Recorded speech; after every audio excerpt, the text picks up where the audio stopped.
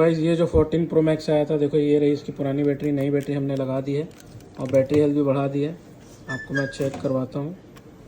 ये देखो सेटिंग में गए अपन और ये बैटरी में गए, बैटरी हेल्थ वगैरह में 92 बैटरी हेल्थ कर दी है, क्योंकि कस्टमर बोला 100% नहीं करना, उनको सेल करना है। और इसमें आप देख सकते हो कोई भी बैटरी मैसेज नहीं आ रहा है, ठीक है, जो कि इंपॉर्टेंट बैटरी मैसेज आता है अगर बैटरी कॉपी लगती है, डुप्लीकेट लगता है, ठीक है। तो ये देख सकते हो, ये रही इसकी पुरानी बैटरी जो कि फुल चुकी थी। तो इसी तरह का आपके फ़ोन में कोई भी प्रॉब्लम हो तो आप हमें कांटेक्ट कर सकते हो हमारे दिए गए नंबर पे, और हमारे चैनल को लाइक शेयर सब्सक्राइब और बेल आइकन दबाना ना भूलें।